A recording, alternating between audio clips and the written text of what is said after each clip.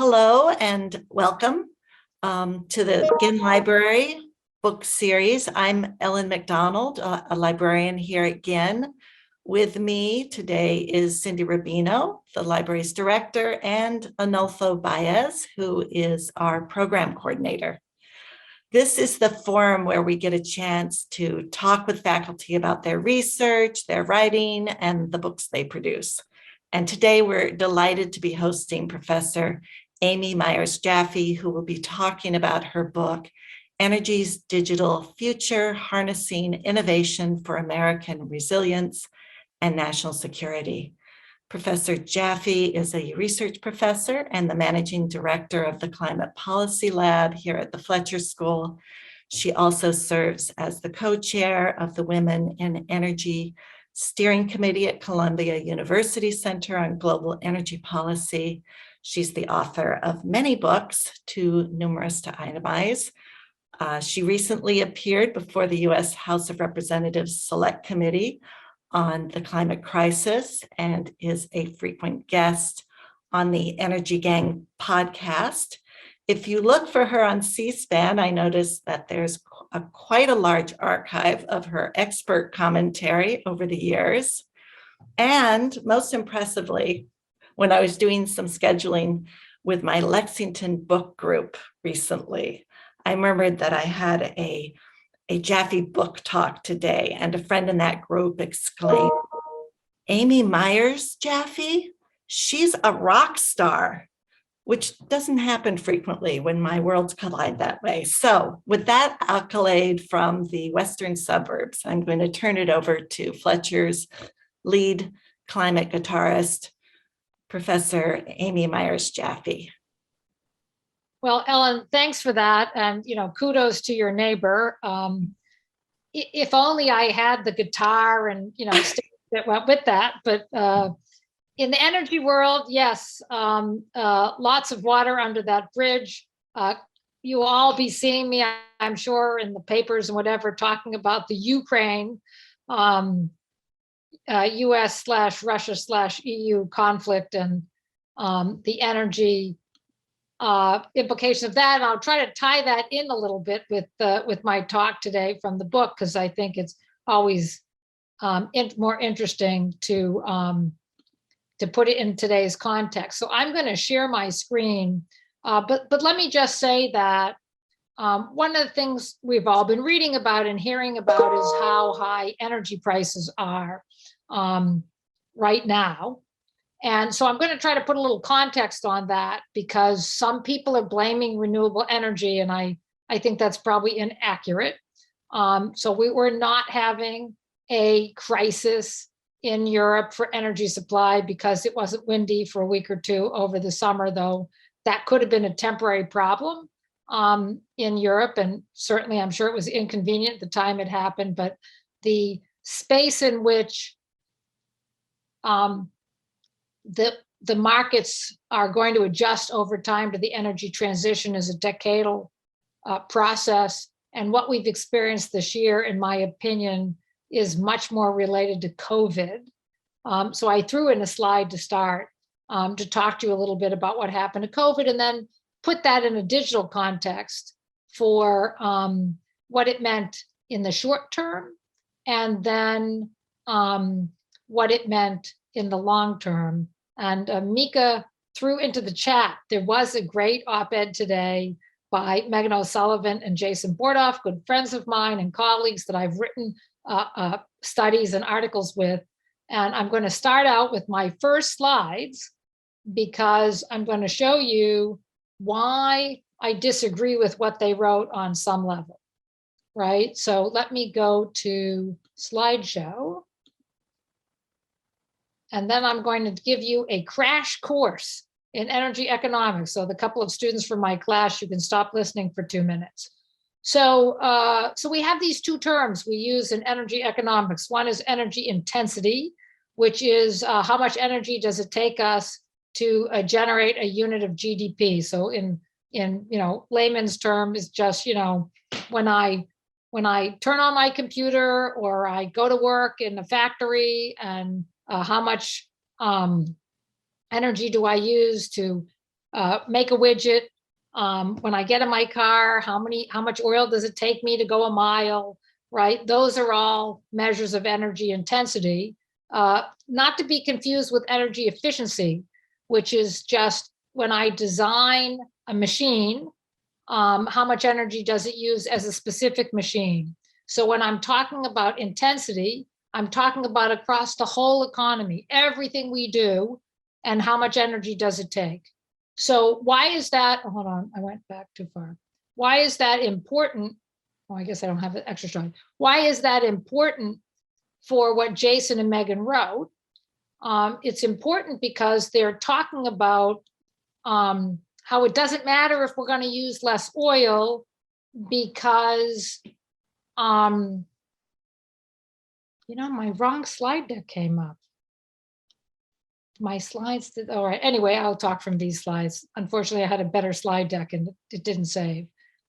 So when we think about how much energy it takes to do our daily economic activity, the whole idea between digital is that we're going to be able to decouple how much energy it takes us to do the same things. And if you think about the efficiency for which, you can get a package from Amazon, and how many, you might have drive to 5 different stores or gone to 7 different stores in the mall to buy the same amount of things that might come in one package, hopefully, if you're shopping efficiently. The double thing there is you're driving, or every individual person was driving around in one car, in their own individual car. But when Amazon programs trucks to come out and make these deliveries, they can optimize where their distribution centers are. They can look at big data for what demand for snow boots is going to be in November, and they can position material so that they're using the least amount of fuel. And that's to our advantage, not only for energy security reasons, but also for climate change reasons, because it means less emissions. So what's really happening in the world today, even though, and I'll talk a little bit about COVID in a minute, is that we're trending towards lowering both the energy intensity and the oil intensity, which is the slide that I added to the deck and somehow it didn't hold. We're lowering energy intensity of the global economy. We're lowering the oil intensity of economies. And in fact, when you look at the United States, we don't use any oil to generate electricity anymore in the United States. There are just certain things we don't use oil for anymore. And then, of course, our cars are getting more efficient. Electric vehicles are 5 times more efficient than your traditional car, even taking into account that electricity is, quote, less energy dense than gasoline. It's just the car can go farther on a smaller amount of energy per mile. So we're becoming much more less energy intensive in our global activity, and that will continue to happen over time. I'm going to talk about how digital could make that even better. And that, therefore, when we have an oil price shock in the United States, it doesn't throw as many people out of work now as it did in the 1970s.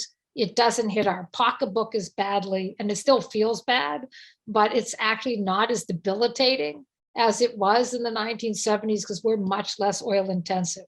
And that is certainly true in Europe. And so therefore, when Jason and Megan talk about how, the amount of oil that's going to be used will be less, but it's going to be controlled maybe more by Russia and Saudi Arabia, and therefore that's a problem. I'm not saying it's not a problem, but it's not going to be as big a problem as it was when they controlled that oil and gas 10 years ago. And even right now in Europe, again, not as big a problem as it was if this had happened 10 years ago or 20 years ago. So, sort of trying to make that point to contextualize some of the things I'm going to talk about today. Okay, now let's talk about COVID. So the previous book, Oil, Dollars, Debt, and Crises, really looked at and studied the effect of geopolitics on the cycling of oil prices. We've all experienced, oil prices are high, oil prices are crashing, oil prices are high, oil prices are crashing. And that's happened, for us, going back to the 70s, but we all kind of previously had referenced the 2009 financial crisis, where oil prices were trending up to $147 a barrel. All of a sudden, we went into this massive financial crisis and recession. Next thing you know, oil prices are $10. So that kind of cycle used to happen over a decade. Now that we can drill for oil much faster, use it with shale and some other new resources, again, using digital technologies, the oil cycle speeding up. But let me just say, and I hope you can see, the problem with slides is that in my screen, the critical bar I need to show is not displaying because I see my face instead of where the bar is. I don't know if that's true for everybody else. Okay, that's good. So the point is, and let me spend a minute just to talk to you about what do I mean by digital, right? So digital could be a wide range of things. That could be, I'm using big data and artificial intelligence to do something more efficiently or more productively. It could mean that I'm literally using digital. So I'm connecting my computer to other kinds of machines, and I'm controlling those machines remotely by my computer. Could be what we call the Internet of Things, where I'm just walking away and all these machines and robots are talking to each other, and I've already programmed them to do certain tasks, and I don't have to be involved. And of course, the ultimate, which is coming, which is I'm getting into a vehicle and there's no driver, and it's just going to communicate with all the other cars on the road and automate itself not to get in an accident and take me where my smartphone told me to go. And we're getting to the point, and I make this point later in the talk, where it's not just things we do for convenience, whether that's ride sharing or our e-commerce or other kinds of things that we're currently already doing, e-banking, e-finance, all the different things we're doing, where now all of a sudden we can't do all those things without electricity because it involves our phone or our computer, but and our data. But there's also a dual use to everything, which makes it a more interesting subject for Fletcher. So I hope Josephine weighs in when we get to the Q&A, because everything is now digitalized in a way that previously we might have done it with paper or two machines that were separated from each other. Now I have to worry all the time about whether somebody can hack into these things. So could somebody hack into Amazon and send my delivery somewhere else? So now all of a sudden I have no food. Or could somebody hack into my car when I'm in it and I'm not actually the driver, it's just taking me somewhere? Could someone hack in and have the car not take me to Medford? Could it have me take me to Framingham, and now I can't attend a meeting that some foreign government didn't want me to go to? So the list is endless of why we have to think more intensely about cyber when we come to these things, including not having people drain our bank accounts and other kinds of things that would be very unpleasant. But going back to my oil story, as you'll see, in 2020, we had this huge cratering of oil demand. And I have sort of the official statistics here from the International Energy Agency, but I can tell you from talking to people in our government and OPEC and other analysts in the oil market, that this little bar here in the spring of 2020 that said that oil demand was down 17 million barrels a day is probably more like 30 million barrels a day. And we were running out of storage, and it was a big crisis. And so countries, because they had no storage, no place to put the oil because no one was using it. Oil fields are not like the light switch. You can't turn it off and on easily. And so countries had to throttle back some of their fields. They had to stop producing some fields because they ran out of storage, to places to put the oil. They were putting oil on ships. They were putting oil in storage. People were joking in Texas that they had a swimming pool they were willing to rent to put the oil.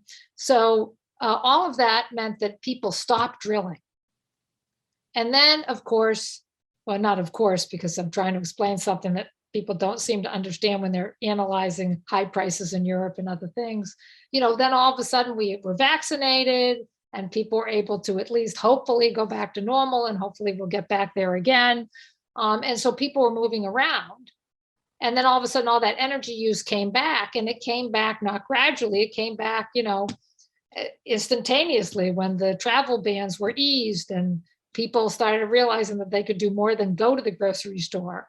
We started using energy back to normal way. And as a result, we're having this big increase in energy demand, which is aggravated by COVID because not everybody feels comfortable going into the subway or using a bus or doing public transit, not only here in the United States, but elsewhere. People don't feel comfortable taking the train. And so you have more people in their personal vehicles. And so the rebound in use of oil this year was quite dramatic. And that caused shortages because at the same time, we had these cutbacks in production in 2020. And so people had to regroup. They had to decide how much to increase production by. Some countries couldn't increase production. Here in the United States, last month, we had a big freeze in places like North Dakota that produce oil. And so we had oil disrupted by the weather. And so we're having this sort of spikiness that feels like 1979 or feels like 2009. But it's really, in my opinion, not because the energy transition is giving more power to Vladimir Putin, because honestly, it'd be a lot worse if the Europeans didn't have rooftop solar and didn't have all the renewables that we can rely on now in Europe. So we're just in this sort of temporary state of affairs. And I'm not saying it couldn't happen again, not hopefully from a pandemic, but for some other thing that takes demand up suddenly or down suddenly, heat waves, cold spells, Arctic, polar, whatever. I mean, those things happen and they affect the price of energy. But as I explained, as we move to using digital technologies, a less energy intensive way of doing the same amount of activity, it should be better. And the power that any particular energy supplier has should go down. Now, let's talk about scenarios. So if we went to self-driving vehicles and we kept them on oil and gas, and we were, everybody's like doing 1 hour delivery from Amazon and Alibaba, and those trucks are going all around the place, bringing one thing to one person every 2 minutes. Digital could make the energy problem and global emissions much worse, right? So it's not that technology itself is agnostic. It doesn't necessarily make the trajectory better. It only makes the trajectory better if we regulate it that way. And so that's, I think, a really important thing to understand. So these different scenarios that I put up here are sort of not really taking into account digital. These were, former scenarios by different organizations, but you can see the variation in, what are you assuming is going to be the policy framework. So the blue line is ARENA, which is the international think tank for renewable energy. So their scenario for the maximum deployment of renewable energy, you can see how much oil is eliminated compared to the black line, which is sort of the business as usual. And then let me show you another, hold on, I'm gonna go back and forward. Let me show you another comparative. So remembering that black line in this chart, that is this top red line. But you can see that the IEA recently came out with a net zero line, which is what we have to do to meet 1.5 degrees targets. And you can see that it's a substantially lower amount of final energy consumption needs to be consumed. In other words, we really need to pare down how much energy we're using, and we can do that through new technology and efficiency, or we can do that through lifestyle change. But you can see dramatically how much we have to change between the orange line and the blue line to get to where we need to be. Let me go back here and just make a couple of points. So one of them is that digital technologies are only going to be only lower emissions if we set it up so that it's that way. But the other two takeaways from my book, which are not climate change related, are that just because a digital technology is convenient, it doesn't mean it's not strategic and that it couldn't be used militarily. So when you hear that Amazon might be delivering you packages using drones, and that sounds great because maybe those drones would be electric or maybe they someday run on hydrogen. That sounds like super convenient because it wouldn't be oil coming in a truck, and it wouldn't be influenced by traffic and so forth. That doesn't mean that when the United States, China, or Russia were to have a military conflict, that drones operated by military personnel without pilots in them couldn't be a big part of asymmetric warfare. And therefore, we have to care about how we regulate drones and their use. And we have to think about what technologies, do we need to have superior drones to other countries if they're going to be part of warfare? Same thing with satellites for space. We have to think about, as I tell people, try to imagine for a minute where we would be as a country if John F. Kennedy had said, we can't afford to spend money on chasing the Soviets to the moon. It's not important to go to the moon. We don't need to be able to travel in space. We're not going to have a space program. It's too expensive. We're going to focus on other things we need to do here as a country for our domestic needs, for our citizens.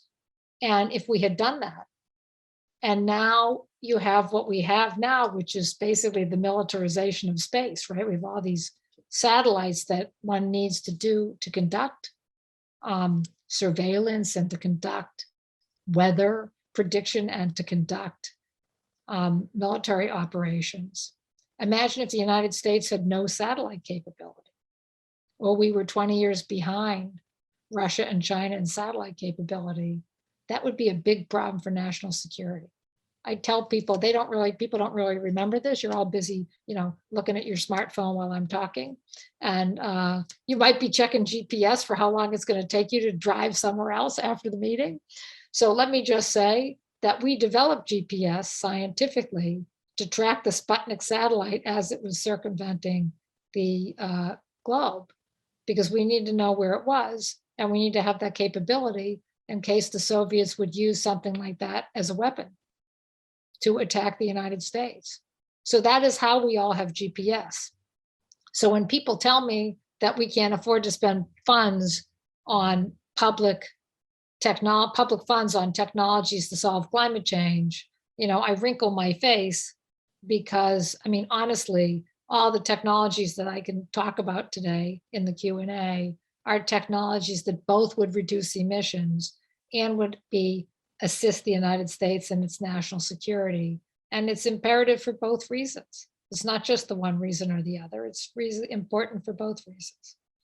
And then the second thing we want to think about in thinking about that is, as we move to these technologies, and we think about, today, are the Russians using an energy weapon against Europe? Are they trying to divide Europe by cutting off natural gas just to certain countries they don't like, they want to punish?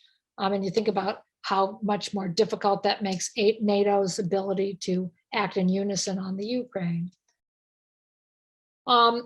Imagine that might not be oil or natural gas in the future. It might not be something that the United States can protect with its Navy. It might be different after the energy transition. It might be, like I said, more cyber related. It might be just different kinds of energy technologies where the United States doesn't matter what's happening at sea. So our Navy might be completely useless. Might mean we need to have a whole cyber force. And so we need to have people in the US military need to really understand electricity, which I can tell you is not something that everybody understands in the US military. So lots of changes have to take place. Um, the company Tesla can deploy solar panels and a battery storage system to Puerto Rico, for example, after the hurricane, for hospitals and so forth. They can do that in a matter of days. So then you have to ask yourself, should the Pentagon be stockpiling batteries and solar panels that they could deploy in a national or international crisis? Because it's an interesting thing to think about, because it takes a long time, as we're going to learn in Europe very quickly, it takes a long time to build new natural gas, LNG export terminals, 3 years maybe. And it takes a long time to develop a new oil and gas field. But maybe we could throw down a solar generation and put batteries around it in Europe in like 2 weeks. And no one's talking about that because we're not even able to understand that we have this changed response that we can make. So that's really what my book is about. So a couple of other key points. I've kind of talked about this next generation of technologies. They are embedded in the green stimulus, not only in the infrastructure bill for the United States, but in the EU green stimulus. If we were to do Build Back Better or some facsimile of it, we could actually get farther along. But let me just give you one scenario, and then I'm going to stop talking so we can have a discussion. So I did work with colleagues at Columbia and UC Davis to develop like a digital scenario. What would that look like, right? And sort of COVID, we can kind of think through what it would look like because we could kind of experience it a little bit. So we would have much more telecommuting, which I think we're on our way to doing. We would use 3D printing, and maybe we would not need to ship so many goods around over oceans, which takes a lot of oil. Maybe we would be printing, as we learned again in COVID, that when we didn't have enough PPE, companies that had 3D printing, for example, in Houston, there was this huge shortage of PPE. And companies like Baker Hughes, which used 3D printing to print drilling bits, which were not needed because there was no oil needed, they converted all their 3D printing to making PPE for the state of Texas. So you can imagine with 3D printing, we might reduce global trade to some large extent if we were going to be printing everything we needed where we were. E-commerce I've talked about.